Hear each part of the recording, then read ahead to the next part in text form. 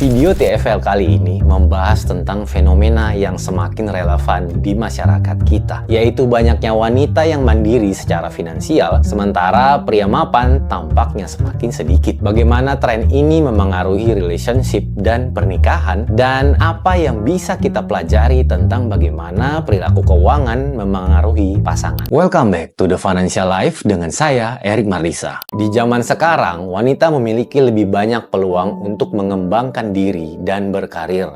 Ini membuat banyak wanita menjadi lebih mandiri dalam keuangan mereka. Emansipasi wanita telah mendorong mereka untuk mengejar pendidikan dan karir yang dulu mungkin tidak bisa diraih, yang artinya ada kemajuan besar. Wanita yang mandiri secara finansial sering merasa lebih percaya diri dan mampu membuat keputusan penting dalam hidup mereka.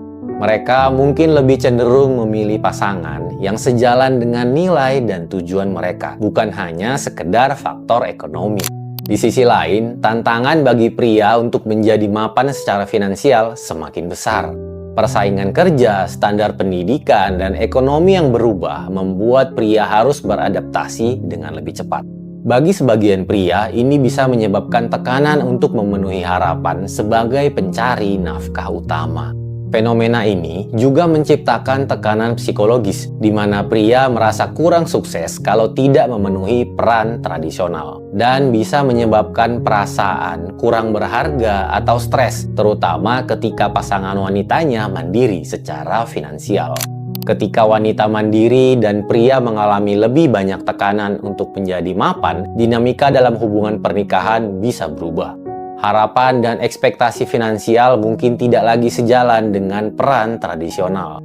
Perbedaan dalam kondisi finansial bisa menciptakan konflik kalau tidak ada kesepahaman tentang kontribusi masing-masing. Ini disebut juga sebagai status quo bias, di mana salah satu atau kedua pasangan mungkin merasa lebih nyaman dengan peran tradisional dan enggan mengubahnya. Walaupun banyak wanita yang sudah mandiri, tidak sedikit yang tetap menghadapi tantangan psikologis, terutama dalam hal penerimaan dari keluarga dan pasangannya. Wanita mandiri sering dianggap terlalu kuat atau tidak membutuhkan pria. Stigma ini bisa membuat wanita merasa harus menyesuaikan diri atau menahan diri untuk tidak terlalu menonjolkan kemandirian mereka. Inilah contoh cognitive dissonance, di mana mereka merasa perlu menyeimbangkan antara menjadi diri sendiri dan memenuhi ekspektasi sosial. Kemudian, overconfidence bias, di mana kita merasa yakin bahwa pandangan atau cara kita yang paling benar tanpa mempertimbangkan sudut pandang pasangan. Lalu, bagaimana agar hubungan tetap harmonis walau ada perbedaan finansial antara pasangan? Kunci utamanya adalah komunikasi terbuka dan kesepakatan bersama tentang tujuan finansial. Yang pertama, transparansi keuangan. Pastikan kalian saling terbuka tentang kondisi finansial masing-masing. Ini membantu mengurangi rasa tidak nyaman dan menjaga kepercayaan. Yang kedua, kesepakatan kontribusi finansial. Bicarakan bagaimana pembagian kontribusi dalam keuangan keluarga akan dilakukan. Apakah pengeluaran akan dibagi rata atau berdasarkan proporsi penghasilan? Kesepakatan ini penting untuk menghindari konflik. Yang ketiga, menghargai peran dan kontribusi masing-masing. Hindari membandingkan kontribusi finansial, tapi fokus pada tujuan bersama. Ingat, kontribusi bukan hanya soal uang, tapi juga soal dukungan emosional dan tanggung jawab. Kemudian dilanjutkan dengan investasi pada relationship. Relationship itu sendiri adalah investasi jangka panjang. Waktu dan energi yang kita berikan untuk pasangan sama pentingnya dengan kontribusi finansial.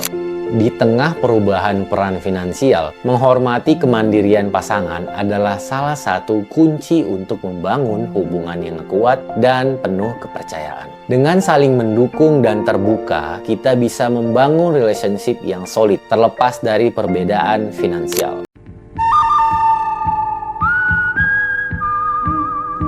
Kalau kalian pernah menghadapi tantangan finansial dalam relationship, tuliskan pengalaman kalian di kolom komentar. Jangan lupa like, subscribe, dan hidupkan notifikasinya.